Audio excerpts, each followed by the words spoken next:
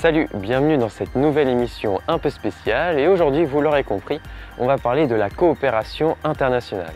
Alors, où en est-on après toutes ces années et est-ce vraiment efficace? On va faire le point aujourd'hui alors que se tient bientôt la COP26 à Glasgow.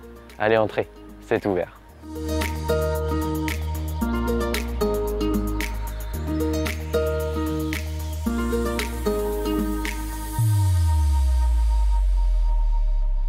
Commençons par prendre un point de vue historique. La prise de conscience démarre en 1972 lors de la Convention des Nations Unies sur l'environnement à Stockholm. Des résolutions sont prises, mais cette conférence est peu suivie d'effets. On va plutôt considérer ça comme un début, un point de départ. Remettons-nous dans le contexte, on est à l'apogée des 30 Glorieuses, c'est-à-dire en pleine expansion économique. Et à cette époque, on s'inquiète surtout de l'épuisement des ressources et des grandes catastrophes industrielles, comme celle de la grande marée noire de Torrey Canyon en 1967. Mais on ne s'inquiète pas encore du réchauffement climatique qui n'est pas encore démontré à cette époque. Justement, ce dernier est démontré en 1988 par le groupe d'experts intergouvernemental sur l'évolution du climat, on va simplifier le GIEC. Et c'est en réalité à partir de la fin des années 80, début 90, que commence une véritable prise de conscience sur ce phénomène, qui est nouveau, à la fois sans précédent, global et à une vitesse et une ampleur inédites. Cette seconde étape de la prise de conscience de la nécessaire protection de l'environnement est marquée par le sommet de la Terre à Rio en 1992 qui institue les Conventions cadres des Nations Unies pour le climat, les CNUC. Et c'est aussi à cette époque qu'apparaissent les conférences des parties qui ont lieu chaque année, depuis 1995. C'est pour ça que cette année à Glasgow, c'est la COP26, c'est-à-dire la 26e conférence des parties depuis leur création. Certaines de ces COP sont restées célèbres justement parce qu'elles étaient très médiatisées et aussi parce qu'elles marquaient un point d'étape dans l'action pour la protection de l'environnement. On peut citer celle de 1997 avec le protocole de Kyoto ou encore l'accord de Paris en 2015 lors de la COP21. Depuis 1992, l'objectif est toujours le même, celui de lutter contre le réchauffement climatique. Nous sommes déjà à environ 1,2 degré de réchauffement dans l'atmosphère et l'objectif justement est de rester en dessous de ce seuil symbolique des 2 degrés, au-delà duquel les scientifiques s'accordent à dire que les conséquences seraient difficilement contrôlables. Il y a donc urgence à agir et les politiques l'ont compris il y a déjà un bon bout de temps. Les accords mondiaux sont toujours plus engageants pour les États. Alors qu'en 1997, lors de l'adoption du protocole de Kyoto, l'objectif mondial était de réduire les émissions de seulement 5% des gaz à effet de serre en 15 ans, aujourd'hui, la France et de nombreux pays dans le monde, et pas seulement en Europe, visent aujourd'hui la neutralité carbone pour des dates dans 30 ans, c'est-à-dire environ 2050. Autre point positif, une grande partie des pays dans le monde participent chaque année aux conférences des parties. Mais là où il y a un blocage, c'est lors du passage à l'action. Et comprenons bien une chose, tous les États du monde ont collectivement intérêt à ce que les températures ne s'élèvent pas trop et donc à réduire les émissions mondiales, mais chaque pays individuellement a intérêt à laisser les autres pays bosser pour lui favoriser son économie. On appelle cela la stratégie de passager clandestin.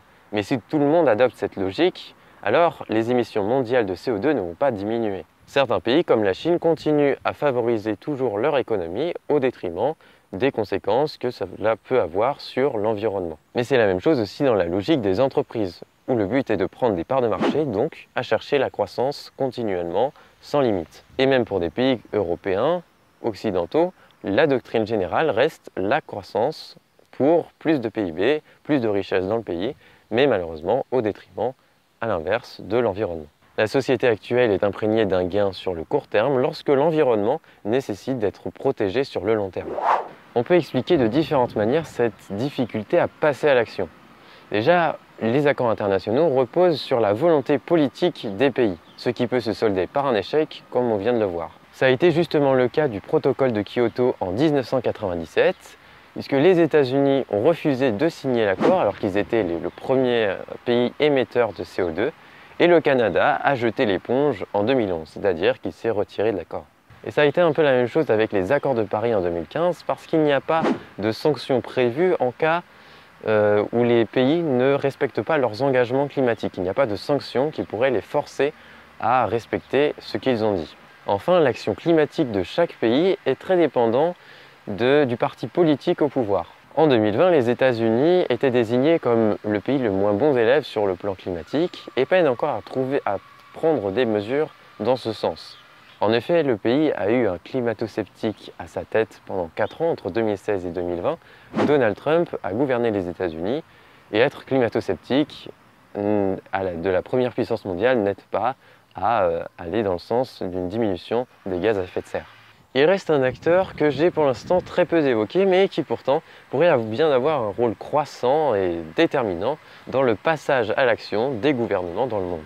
Je parle bien sûr de la société civile qui regroupe les citoyens, mais aussi les associations, notamment environnementales comme WWF ou Greenpeace par exemple. La société civile pousse de plus en plus les gouvernements à passer à l'action. On l'a vu avec les manifestations pour le climat en 2018 et en 2019, ou même avec l'apparition de figures emblématiques pour l'environnement, comme celle de Greta Thunberg qui a fait beaucoup parler d'elle. Et cet engagement politique pourrait aller crescendo avec les années, avec l'apparition des conséquences du réchauffement climatique.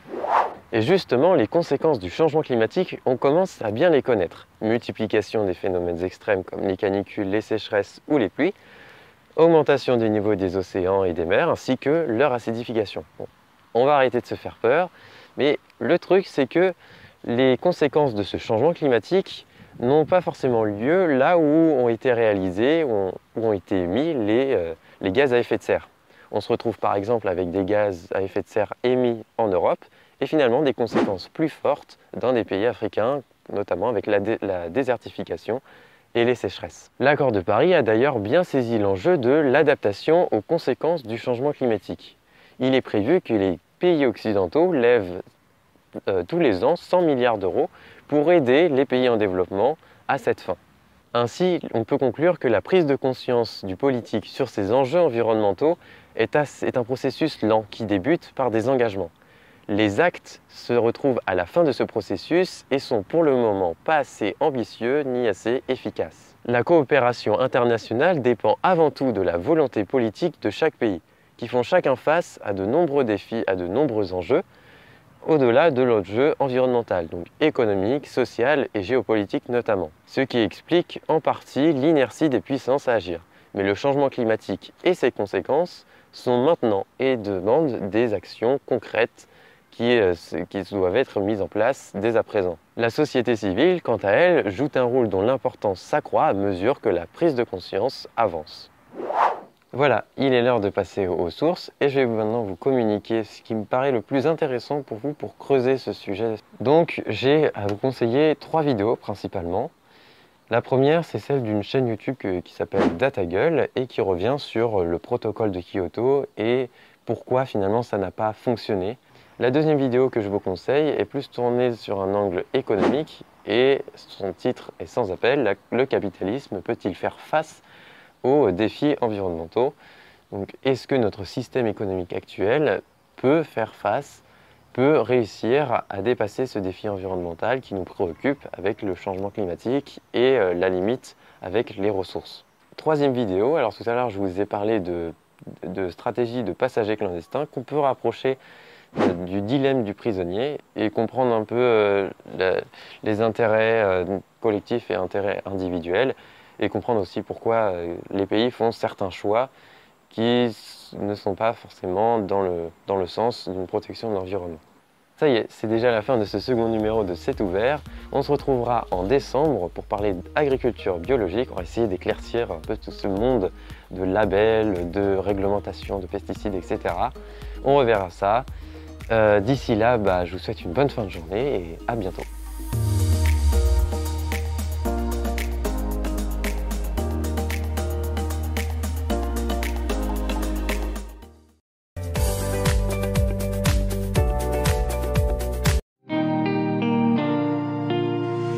Bonjour, c'est Mathis Armand. Chaque mois, avec Romain, nous vous présentons des pratiques qui semblent banales, mais qui sont en réalité un fléau pour l'environnement, en vous donnant des alternatives et des solutions à ces dernières pour préserver la planète dans notre quotidien. Retrouvez un nouveau numéro de la Minute Écolo un dimanche par mois à 18h sur laminuteécolo.lepodcast.fr ou sur vos plateformes d'écoute habituelles. La Minute Écolo, l'émission qui veut du bien à l'environnement.